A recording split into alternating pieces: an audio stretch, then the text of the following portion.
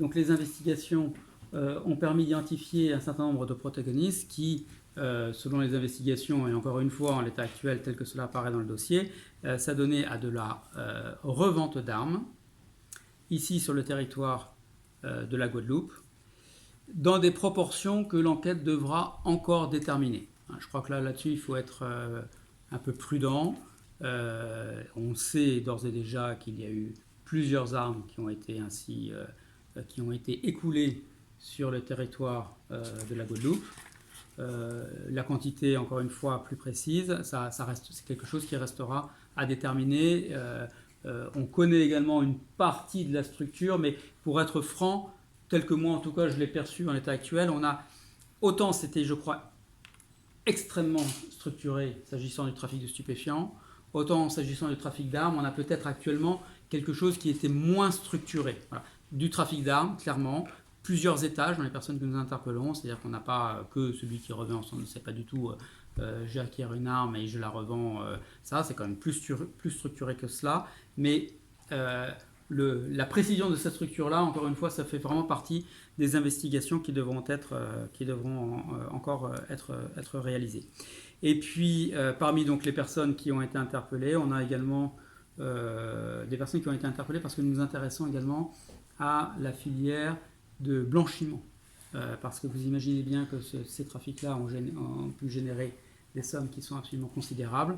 Et lorsque l'on obtient ainsi des sommes considérables, eh bien, il faut bien ensuite pouvoir utiliser ces sommes-là, et cela passe par des opérations de blanchiment. Et c'est dans ce cadre-là, donc nous avons eu notamment une interpellation, même si là aussi, s'agissant le blanchiment, je n'irai pas au-delà, parce que on a encore de nombreuses investigations qui devront être réalisées, notamment par le GIR d'ailleurs, et la section de recherche sans doute, pour vraiment peaufiner cet aspect-là du blanchiment tel qu'il était réalisé.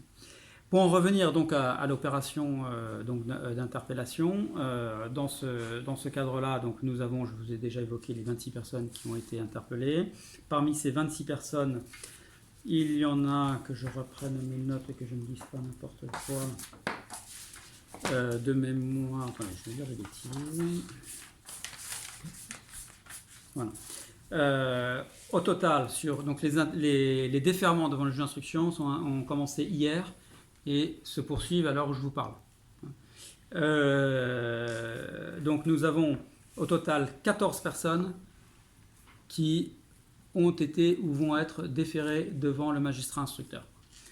Ce sont des personnes qui présentent des profils extrêmement divers, de toute tranche d'âge. On va une trentaine d'années à près de 70 ans, je crois, pour l'un d'entre eux.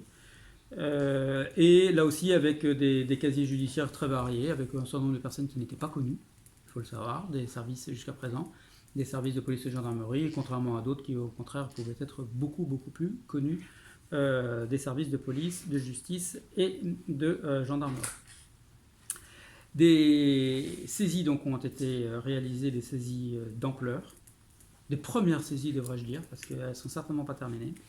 Dans ces saisies, donc alors je vous ai parlé de la marchandise elle-même qui a été appréhendée, mais je dirais que c'est qu'une toute petite facette de ce qui a pu être saisi, puisque par ailleurs également donc nous sommes intéressés aux avoirs criminels. Vous savez que toutes les juridictions, mais peut-être encore plus les GIRS, se concentrent absolument sur cette question de la saisie des avoirs criminels, parce que nous sommes absolument convaincus de ce que nous ne lutterons pas utilement, efficacement contre la criminalité organisée si nous ne parvenons pas à confisquer systématiquement les gains qui ont pu être ainsi obtenus grâce aux trafics qui sont réalisés.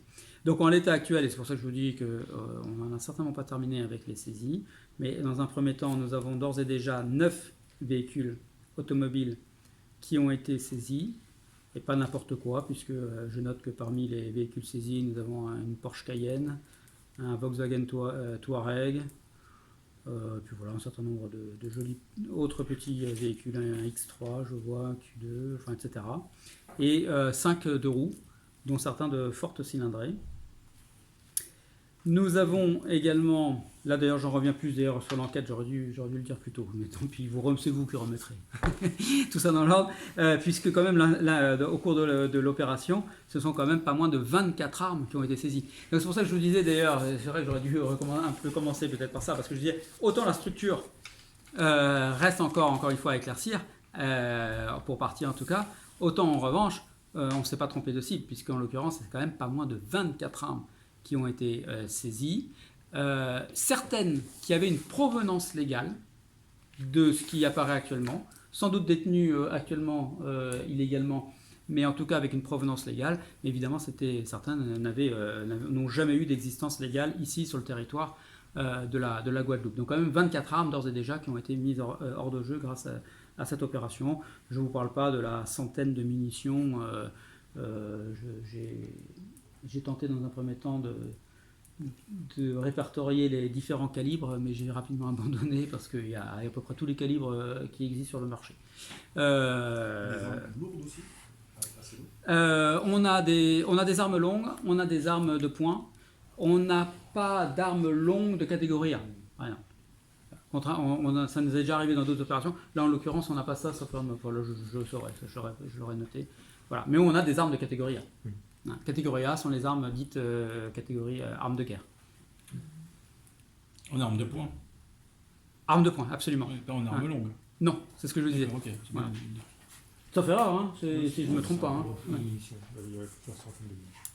Oui, ce que je disais, plusieurs centaines de munitions. Mais de toute catégorie. Oui, c'est ça, je crois que j'ai avoir dit, non? Ouais, il écoute déjà plus. Comment? À plusieurs milliers. Ah pardon. Ah bah ok, alors moi j'en étais à plusieurs centaines. Ah bah alors, okay. Vous êtes sûr, hein, il n'y a pas d'erreur, hein. C'est ça, hein, il n'y a pas de. Je ne vais pas être contredit ensuite. Ok, alors plusieurs milliers de munitions. D'accord. Vous êtes sûr, hein? Ok. Affirmatif. Ok. Je poursuis toujours dans les biens qui ont été saisis. Donc nous avons 37 000 € en numéraire qui ont d'ores et déjà été saisis. Nous avons près d'une centaine de bouteilles de rhum millésimées qui ont été saisies. Donc millésimées, on me disait tout à l'heure qu'il y avait certaines bouteilles qui dépassent le millier d'euros quand même. Hein. Donc c'est pas n'importe quoi comme bouteille de rhum.